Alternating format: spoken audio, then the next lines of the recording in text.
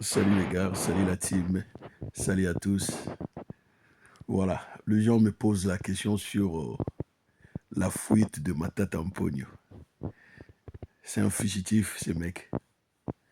C'est un fugitif. Bon, voilà. Il a eu peur de sa culpabilité. Il a eu peur de la sentence de la justice et subi d'une sanction contre lui. Parce que du coup, le mec, lorsqu'il était Premier ministre à son époque, il avait reçu 240 millions de dollars en dollars pour cultiver la terre, s'aimer le maïs à Bukangalonzo. Vous connaissez l'histoire. Et le mec, qu'est-ce qu'il a fait? Il a fait venir une équipe des experts en agronomie sud-africaine. Il a dit, bon, voilà, ne vous en faites pas, j'ai l'argent. Ramène-moi des tracteurs, ramène-moi des engrais, ramène-moi tout ce que vous avez. Et les gens ont ramené tout ce qu'ils avaient, je ne sais même pas, un montant de 100 millions de dollars. Lui, il n'a pas payé, hein, il n'a rien payé. Entre-temps, dans sa poche, il avait 240 millions que le gouvernement, son gouvernement à lui, parce que lui, il était Premier ministre, que le gouvernement à lui avait mis sur la table. Et qu'est-ce qu'il a fait? Au moment où les Sud-Africains cultivaient la terre, lui, il construisait un village à Bounia. Un grand village pavé, de belles villas et une université moderne à son nom. Vous comprenez? Et aujourd'hui, la justice congolaise voulait, après des enquêtes, voulait euh, trancher sur cette affaire.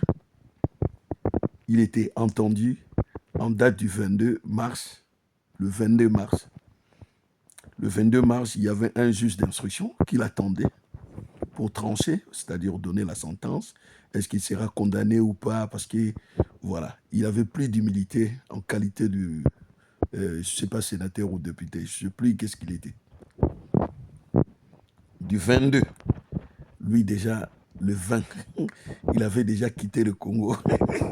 Je ne sais pas, je sais pas comment il a fait pour fuir le Congo. Il est sorti d'où? On ne sait pas. Peut-être il a eu un camion et vers Chikapa, Kamina, Kalemi, il a pris un petit bateau, Tanzanie, et il est parti. Comme il possédait un passeport diplomatique, il est parti. Sans faire un signe de vie au procureur que voilà, je me déplace, tout et tout. C'est pour cela que je vous ai dit, Matata Mponyo, c'est un fugitif. Il est recherché par la justice congolaise. Voilà. Donc, ne me dis pas que voilà. Et il n'est pas le seul. Hein. Il n'est pas le seul. Lorsqu'on vous disait qu'il y avait des ministres, il y avait, je ne sais même pas, des gens qui faisaient des détournements d'argent. Même l'affaire Nicolas Kazadi, vous aurez l'appel au procureur de la République sur Nicolas Kazadi d'ici là.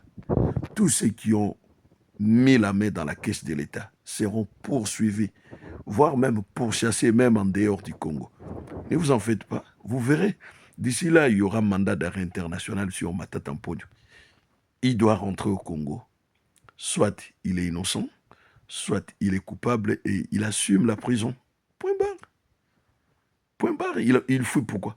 Il dit qu'à son époque, il y avait la justice. Quand il était Premier ministre, il est passé sur TV5 Monde. Je l'ai suivi. Il dit quand il était Premier ministre, il y avait la liberté d'expression et l'argent circulait, il y avait du boulot. Et 18 ans de Kabila. N'oublie pas, lui, il a fait 2 mandats. Matata Mponyo 1 et Matata Mponyo 2. C'est-à-dire il y avait un remaniement où il était toujours... Alors, son problème, c'est quoi, lui, Matata Mponyo? Il y avait un certain Katumba Mwake. Katumba Mwake était, voilà, proche de Kabila. Je ne sais pas, Katumba Mwake était parti au Rwanda. Dire à Kagame, non, bon, voilà, après Kabila, ce serait lui, à la tête du Congo. Kabila n'avait pas aimé ça. Et le mec était assassiné chez lui. Et qu'est-ce qu'ils ont fait? Ils ont fait appel à Matata Mponyo pour récupérer le corps de Katumba Mwake et mettre à bord d'un avion, un petit avion comme ça de Moïse Katumbi à l'époque. Et ils ont dit qu'il y avait un crash, tout et tout. Et Maxeletti Sampa, Katumba, et Matata Mponyo, Matata Mponyo, sa tête était fracturée, tout et tout. Il est à l'hôpital. Vraiment, on ne sait pas s'il va survivre ou pas. Lui, là, Matata Mponyo, son avion était tombé du ciel jusqu'en bas. On s'est dit, mais si c'est un accident d'un avion, le mec devrait, voilà, rendre la vie. Or, au bout de 10 jours, on voit Matata Mponyo sans bandeau sur la tête, en forme avec une cravate rouge. Il devient directement le premier ministre du Congo.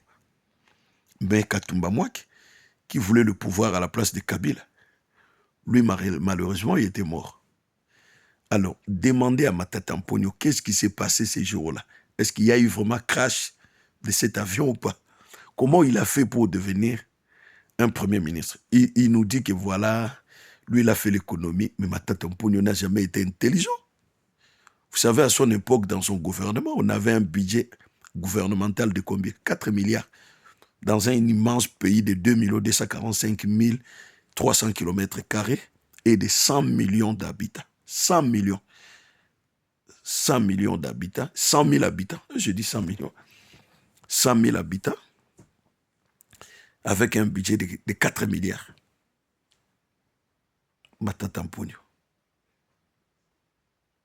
Malheureusement, c'est un sujet rwandais. C'est un Rwandais.